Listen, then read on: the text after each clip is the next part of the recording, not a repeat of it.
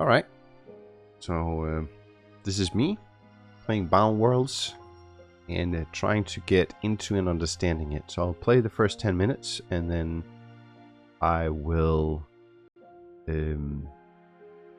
just speak out loud, and then once that is done I'll continue playing, and then I'll put a soundtrack on top of it where I analyze the game.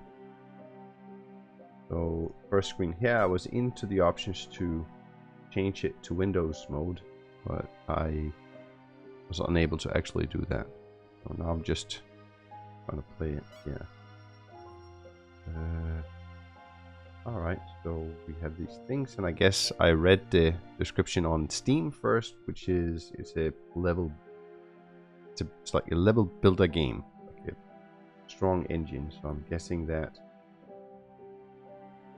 public gates, my worlds, and favorites. Alright, so I'll take this demo.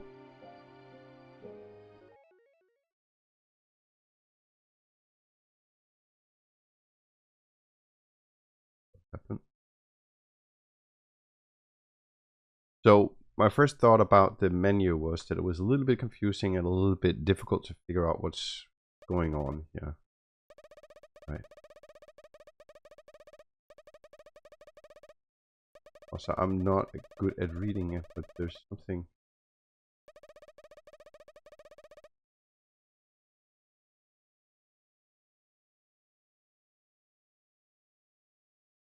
Clicking around. Face, interact, go to sleep. Alright. Yes.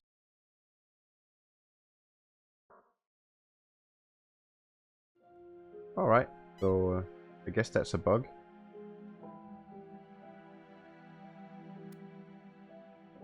This one. Oh, I forgot to read the the text.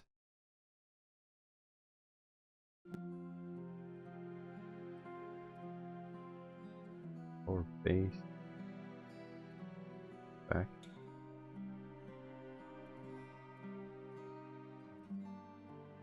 How do I? A. I have a right. Okay, so arrow key. Maybe the controller works.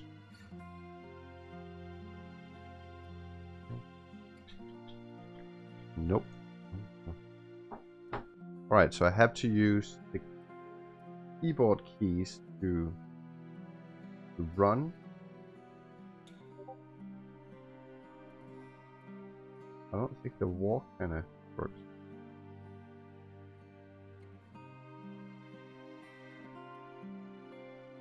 Dodge, work, face, interact. With target.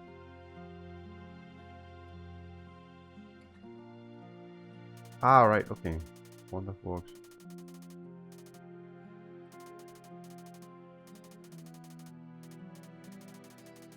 Yeah, so now I'm just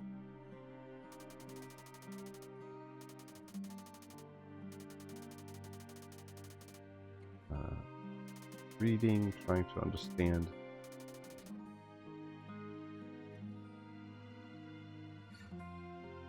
So here I have to interact. Target, that's that.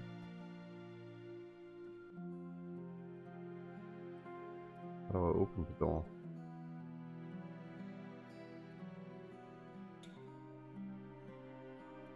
So I'm kind of stuck at this level as well. So I think it's like I have a feeling that the biggest challenge you're gonna get is half-made levels and half-made worlds.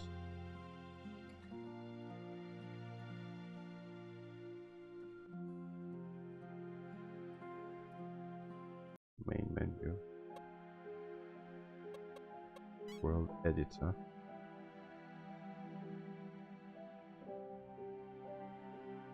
World, can I click on it? Mr. T's. Let's say polish spice. Yes.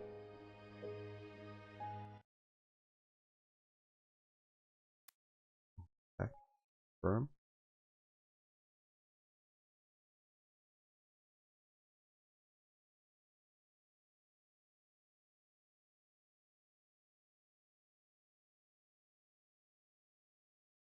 That's one.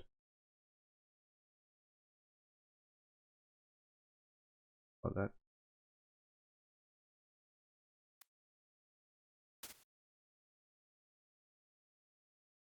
Okay, so this is going to be outside. Let's do the tile set, dungeon tile. How do we get right? Get to.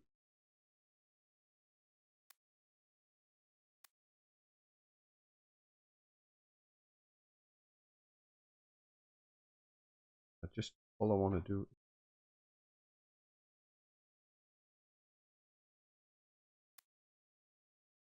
I just bit. All right, so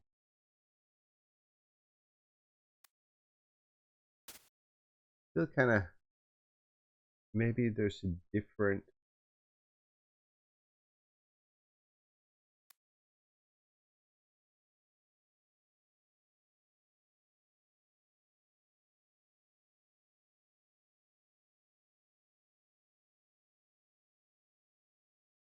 set.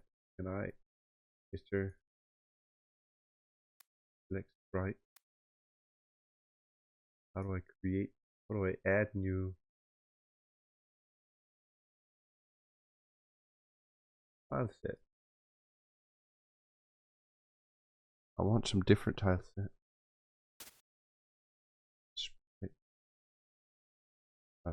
All right, so I'm just gonna. I guess I have to add that tile set option. That means be able to draw.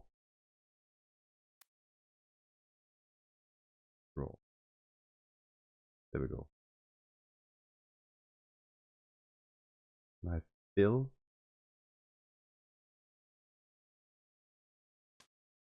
Click individual. All right, so I can't drag and drop.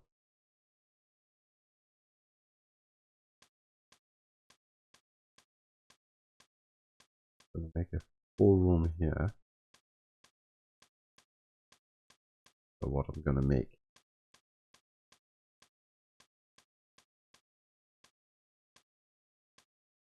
An arena of death. I'm gonna make.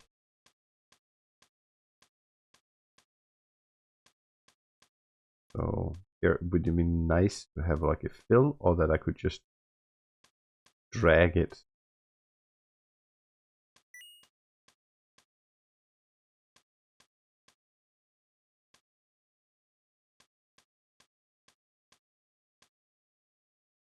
All right, so I got some points when I started placing these rocks. I don't know why or what that was. Buttons are triggerable.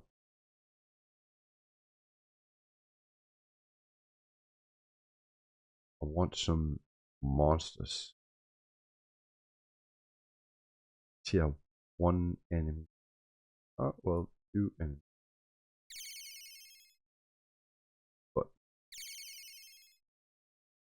But what's this now?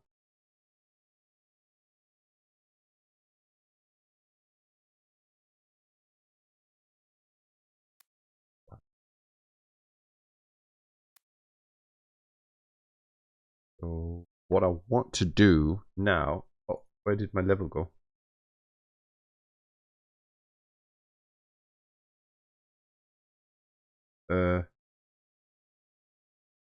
My level disappeared. Rooms. Ah, right. Here's my room. Global tile set. All right, so maybe I can buy a new tile set. Import package.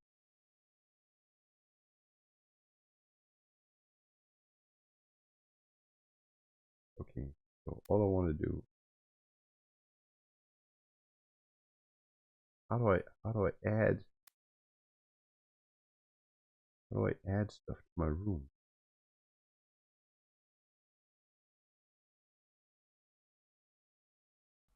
Okay, so this is the analysis part of the game. We're going to look at if it's predictable, consistent, have instant feedback, easy but deep, and autonomy. And I'll explain which of them is which, right? So the first one is predictable. It's the game or the level editor. Like, so this is basically a bundle of 2-in-1. And so the predictability of means if I'm capable of understanding what's going to happen when I do stuff, and if I did understand what just happened. And I think there is a lot of challenges in the way, right? So you have the basic controls and how you actually so I really like how you have a very basic setup for how to control the character and make and create these story driven adventures. I think that's really good, and it's a really nice engine as such. There's a lot of things.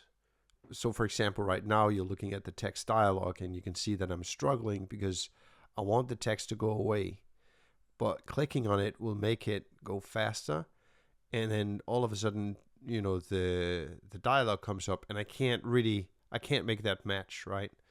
So it's not working as I want it to, and it's not predictable in that way.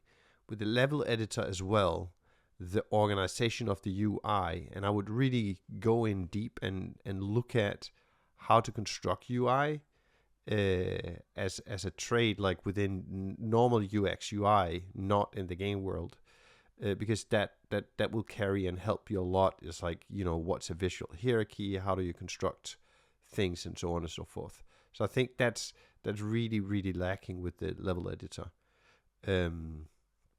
That I didn't like. It took a while, and I had to really learn it the hard way. It's like I saw these small tips, but it didn't really work for me. So with that said, that's the predictability thing. Both the game and the editor kind of suffer a little bit from that. In terms of consistency, then yes, definitely. So consistency means that it works like things that I'm used to. For example, I'm working in the Unity editor, but I'm thinking we're referencing people who play this type of games is going to be people who also who is just really into building small adventure games. And if you look at these indie tools that's being built, then I would say it lives up to the idea of a tile set manager and all of that stuff. I would, if I were you, try a little bit more different types, and again go back to it's like, how do you build proper UI? Because that's one of the most important things here, I would say, for this specific type of level editor, is that you get the UI right. You added something new, and I really like that, with a level progression system. It wasn't really clear enough in the level editor that, like, how do I get experience? How do I get these diamonds that I can unlock new things? And the way that it's like, the idea is really, really good. The way that it was done and executed, was confusing, because I didn't know how to get new points. I didn't know how to unlock stuff. It just happened. And so that goes to the next one, which is instant feedback. And I felt it was like instant feedback. It's like in an elevator. If you click the button, you want to be shown that you click the button. It's like immediately. And specifically in the level editor, I had a lot of times where I felt I'm clicking something and I don't really get the feedback. Like, I don't understand what happens. Like, there was one time where I got you cannot do this sound, but it didn't tell me anything, and it didn't give me any proper feedback in a lot of cases. So I think that's one of the things that I would improve if I were you. It's the same thing in reading the text in the game. I was clicking a lot, but it just like I wasn't sure if it was reacting, and then all of a sudden it was, and so there were some there were some problems with the feedback of the UI specifically that I would look at if I were you. Then easy but deep. I think you did it in reverse.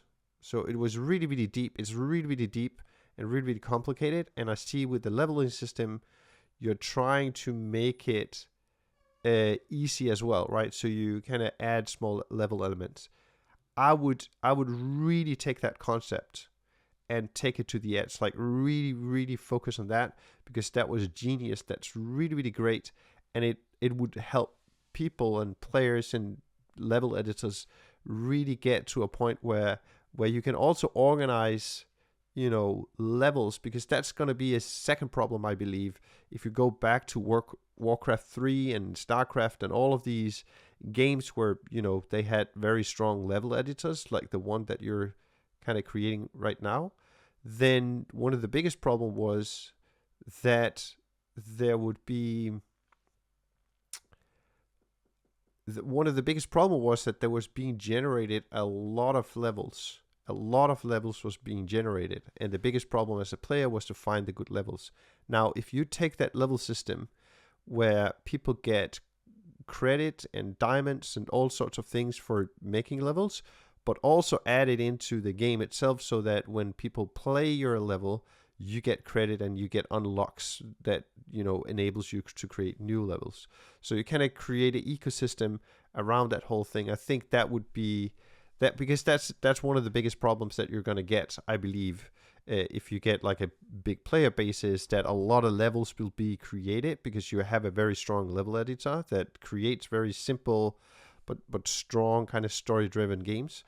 And so I think that, the easy but deep, right? So I think you really, really need to make it easy and straightforward to actually get to a point where everyone can build a basic first level, and then as you progress, it's like it becomes a game in itself to create the greatest level that other people play and enjoy, and then you kind of get grades on that, and playing other people's games so that whole thing.